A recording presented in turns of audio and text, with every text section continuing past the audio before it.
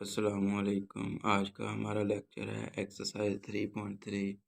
तो एक्सरसाइज 3.3 को समझने से पहले हम समझेंगे कि सिंप्लीफिकेशन क्या होती है। So the process of getting a simplified number is known as simplification. ऐसा अमल जिसमें हम किसी भी नंबर को आम शक्ल में लिखें सिंप्लीफिकेशन कहलाती है। फॉर एग्ज़ाम्पल, इस एक्सप्रेशन को हम अगर सिंपल से सिंपल शक्ल में लिखेंगे तो उसे हम सिंप्लीफिकेशन कहते हैं। और सिंप्लीफिकेशन को हम पोलमास रूल के ज़रिए समझते हैं। नेक्स्ट हमारे पास है different kinds of brackets. Brackets are the symbols which are used in pairs to group two or more numbers together with mathematical operations.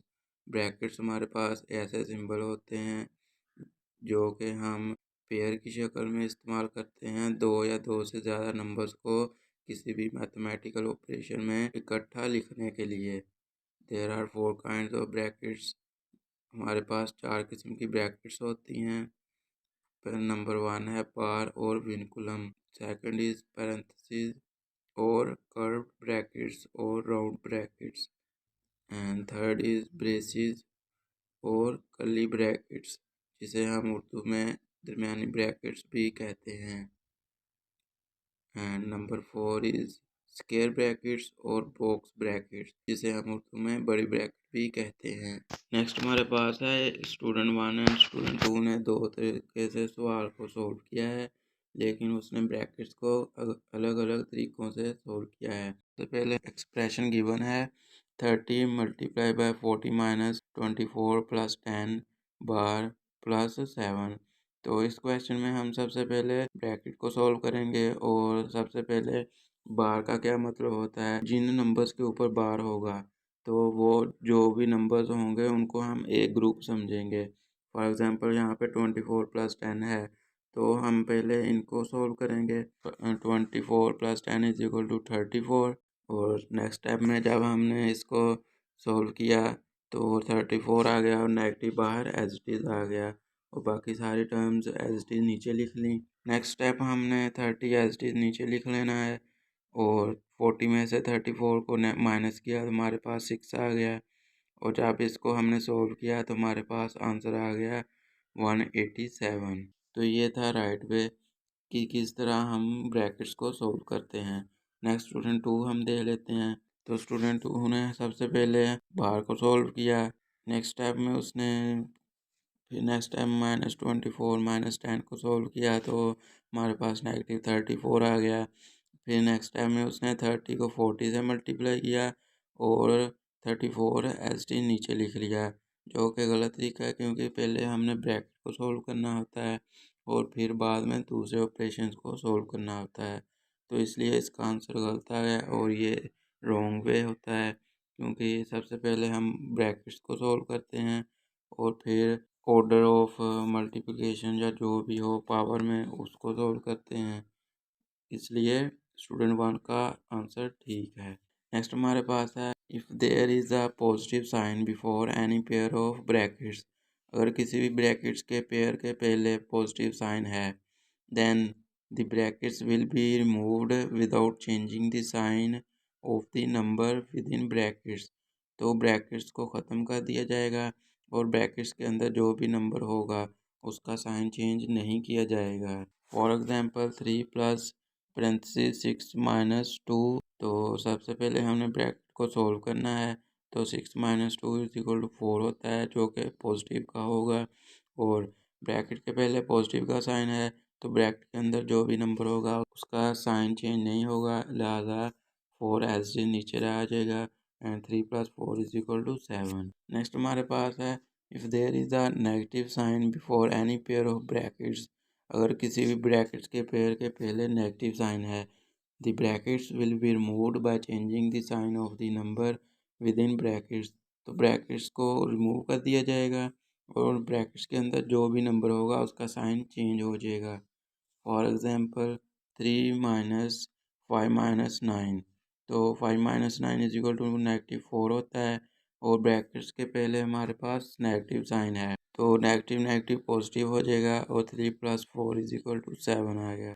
Next हमारे पास है if there is no sign between a number outside the pair of brackets, अगर brackets के पहले कोई भी sign नहीं है and a number within the brackets then there will be multiplication between them and brackets will be moved after multiplication. तो फिर हम ब्रैकेट्स को ख़त्म कर देंगे और ब्रैकेट्स के बाहर जो भी नंबर होगा उसको ब्रैकेट्स के अंदर वाले नंबर के साथ मल्टीप्लिकेट कर देंगे। फॉर एग्जांपल 7 × 6 - 4, 6 - 4 का हम सोल्व करें तो 2 आएगा और ब्रैकेट्स के पहले क्योंकि कोई भी साइन नहीं है तो हम यहाँ पे मल्टीप्लिकेशन करेंगे। जब ब्रैकेट्स को रिमूव किया तो मल्टीप्लिकेशन का साइन आ गया और 7 × 2 = 14 आ गया।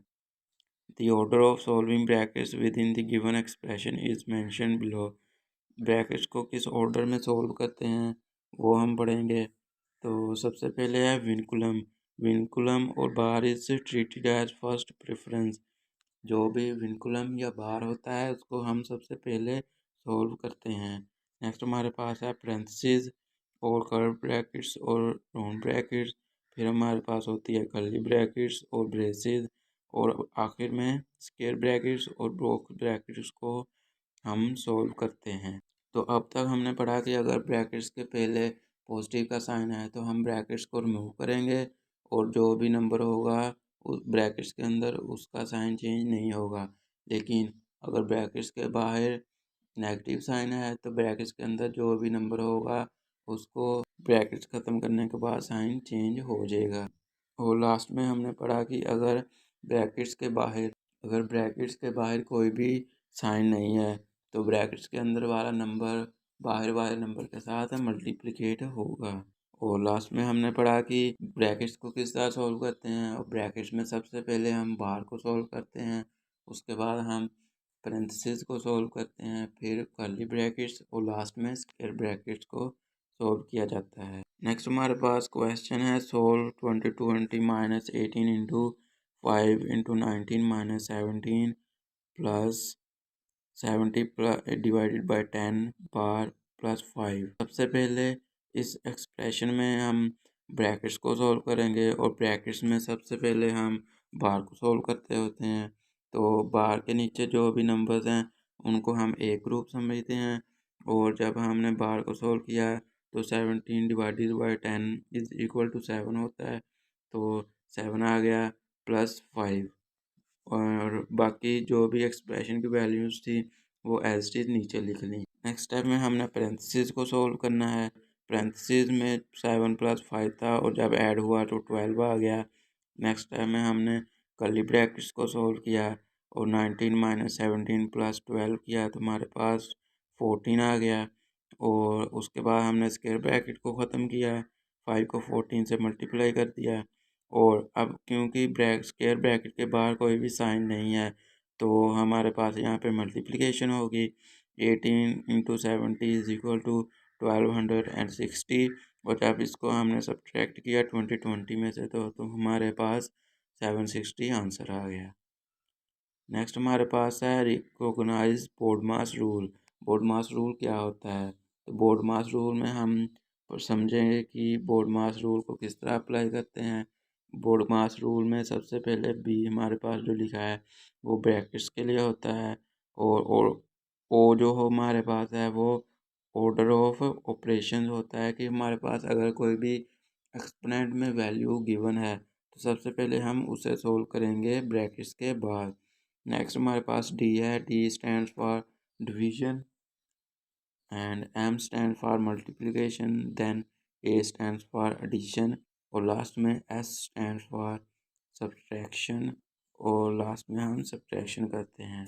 For example simplify 4 × 2 minus square bracket 28 divided by 3 plus into 8 plus 6 - 3 bar. तो सबसे पहले हम ब्रैकेट्स को सॉल्व करेंगे और ब्रैकेट्स में सबसे पहले बार को सॉल्व करेंगे। तो बार के नीचे 6 - 3 है, जब इसको सब्ट्रैक्ट किया तो हमारे पास 3 आंसर आ गया और बार ख़त्म हो गई। तो नेक्स्ट स्टेप में हमने पैरेंथेसिस को सॉल्व करना है। और पैरेंथेसिस में हमारे पास 8 + 3 है। और जब इनको ऐड किया तो हमारे पास 11 आ गया। उसके बाद हमने कर्ली ब्रैकेट्स को सॉल्व करना है और कर्ली ब्रैकेट्स में हमारे पास 3 + 11 है। तो कर्ली ब्रैकेट्स को सॉल्व करने के बाद हमारे पास 14 आ गया। और नेक्स्ट टाइम में हमने स्क्वायर ब्रैकेट्स को सॉल्व करेंगे। तो स्क्वायर ब्रैकेट्स में हमारे पास 28/14 है। तो जब इसको सॉल्व करेंगे हमारे पास 2 आ जाएगा। 2 कैसे आएगा, क्योंकि 28/14 = 2 होता है। और नेक्स्ट टाइम में हमने ब्रैकेट्स को सॉल्व कर लिया। अब हम देखेंगे कि ऑर्डर ऑफ ऑपरेशन तो नहीं है, किसी में वैल्यू में पावर तो नहीं आ रही। तो क्योंकि यहाँ पे कोई भी वैल्यू की पावर नहीं है तो हम ऑर्डर ऑफ ऑपरेशन से आगे बढ़ेंगे। और नेक्स्ट टाइम हम देखेंगे डिवीजन, तो डिवीजन भी यहाँ पे नहीं है तो हम नेक्स्ट स्टेप पे चले जाएंगे। और बोर्ड रूल में डिवीजन के बाद आता है मल्टीप्लिकेशन।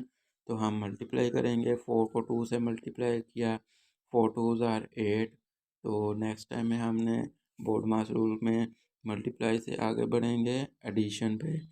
तो एडिशन तो नहीं है यहाँ पे, तो हम लास्ट टाइप में चले जाएंगे जो कि है सब्ट्रैक्शन। और 8 - 2, जब 8 में से 2 को सब्ट्रैक्ट किया तो हमारे पास 6 आंसर आ गया। तो ये तरीका था बोर्ड मास रूल को अप्लाई करने का इस क्वेश्चन में।